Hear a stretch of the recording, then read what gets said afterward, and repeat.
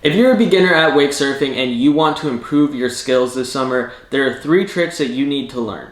So when I first got started in wake surfing, my dream was always to land a 360, do some airs, alley-oops, and all those advanced tricks, but I wasn't able to do them because I didn't work on the fundamentals first. The 3 tricks that I'm going to teach you today are going to help you build your fundamentals while also working towards tricks. A lot of you have asked if you need to be riding surf style to do these tricks, and you don't need to be riding surf style. You can do these tricks on skim or surf.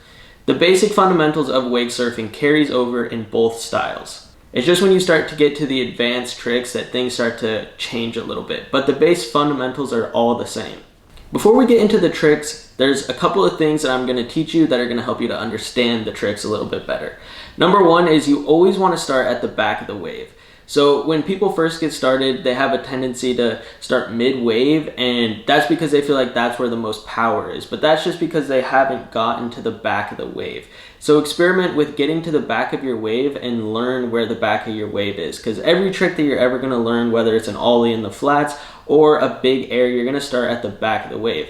So learn the back of the wave. The way that you're going to know you're at the back is the water is going to start hitting your back knee or your back leg. So feel for that. Once you start feeling that water hitting that back leg, that's how you know you're at the back of the wave. Keep in mind, at the back of the wave, there's less push, so you're going to have to be closer to the wave. That's one of the hardest parts that people kind of struggle with, is they get pushed out and away from the wave. So make sure that you're staying tight to the wave, especially at the back, because it's less wide as well.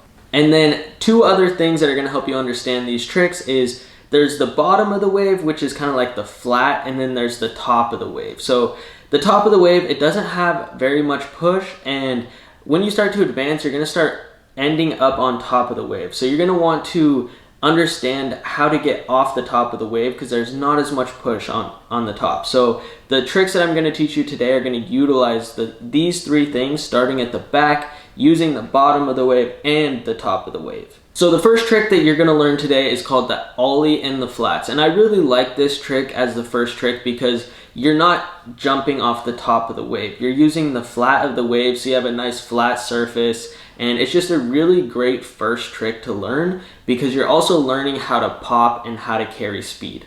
So start at the back of the wave. Once you feel the water hitting your back knee, that's how you know you're at the back. You can start coming forward, and instead of going down the line of the wave or staying tight to the wave, you're just going to use the push from the back of the wave to start coming forward.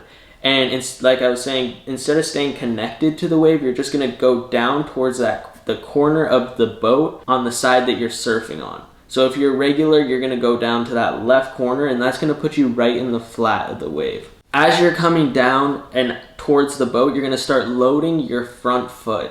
This is how you're going to create the pop. So you don't need to have a whole lot of speed, but where you get pop is by actually loading that front foot. So as you're coming forward, start loading that front foot, meaning putting pressure on that front foot, and that's going to put pressure on the nose of your board and create almost like a spring. Like it feels almost like you're loading and then pressing against the water. So that's how you're going to create that pop. So load that front foot, and as you're loading that front foot, you also want to let your upper body come down with it. That's going to allow you to really load and get lower. If you think about trying to jump on land, if you were trying to jump with straight legs, it would be super hard. You would need to get low to jump.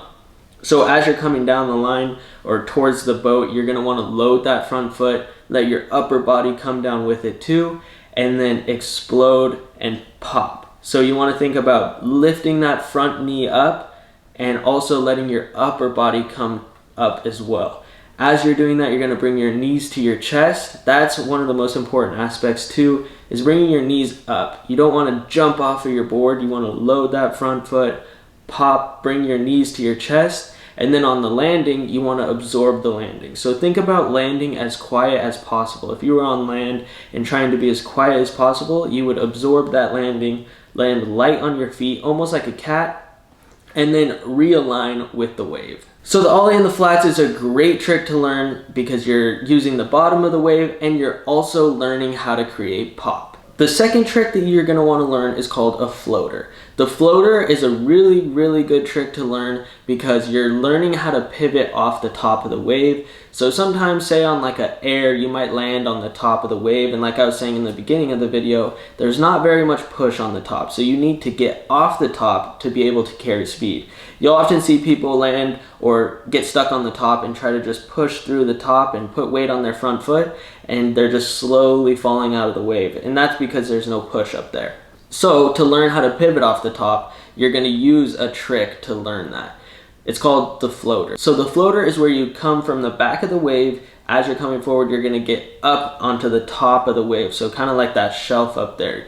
You want to think about getting to the top and then pivoting off. So for this trick, just like the Ollie in the flats and every other trick, you're going to start at the back of the wave. Start coming forward, stay tight to the wave, and as you're coming forward, you're going to think about putting just a little bit more weight on your toes. So that's going to put that toe side rail into the water more and start driving you towards the top of the wave. You want to think about almost letting your upper body come up and driving up to the top of the wave. If you carry momentum forward and into this trick, you're going to be able to carry speed on the top of the wave. So you want to think about trying to stay on the top as long as you can when you're first learning it. So get to the top, pause, drop your hips, try to keep carrying that momentum forward, and as soon as you feel yourself falling back in the wave, instead of keeping weight on that front foot, you want to open up your upper body. So if you're regular, that left shoulder, you're going to open it up, put weight on your heels, and pivot off the top of the wave. That's going to get you back into the bottom and where the push is at in the wave. And now for the last trick that's going to combine the floater and the Ollie in the flats is a chop hop. But before we get into that, I have a free 3-step guide at the link in my description. It's completely free. It'll take you through the basic fundamentals and everything that you need to know for these basic tricks. It even goes into these tricks a little bit more in depth too. So if you want that, it's completely free at the link in my description. Okay, so now for the chop hop. So the difference between the floater and the chop hop is instead of just pivoting off, you're going to actually Ollie off the top of the wave. So this kind of teaches you how to pop off the top of the wave, which is going to teach you how to do the air, because a lot of people will try to do the air and they're not getting through the top of the wave. So with the Ollie, you learn the bottom and how to pop. So you learn the bottom of the wave and how to create pop. With the floater, you learn the top of the wave, how to carry speed on the top of the wave, and then pivoting off the top of the wave. Now we're going to combine the two and do a chop hop. So just like the floater and the Ollie, you're going to start at the back of the wave, start coming forward, and as you're coming forward, you're going to do the same exact thing that you did on the floater and get to the top of the wave. So just think about it as a floater up until now. Once you're at the top of the wave, just like you did on the floater, you're going to drop your hips, you're going to drop your upper body so that you can carry speed forward, and then think about Ollieing off the top of the wave.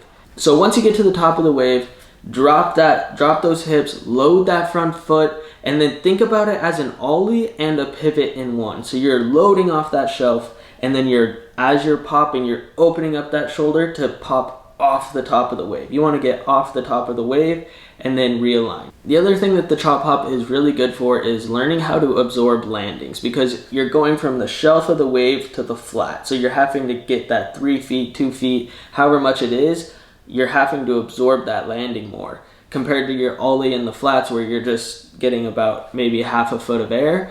You're actually progressively overloading that so that when you get to that air, you're comfortable with absorbing landings more. So these are the 3 tricks that I really highly recommend you learn, whether you're a beginner or even intermediate. If you haven't learned these tricks, they're super important, and not only are they fun, they also help you to learn very important skills that are going to help you progress forever. If this video helped you, the 3-step guide in my description is much more in depth, and it's completely free. If you want to get that, it's at the link in my description. I hope you enjoyed this video, and I'll see you in the next one. Peace.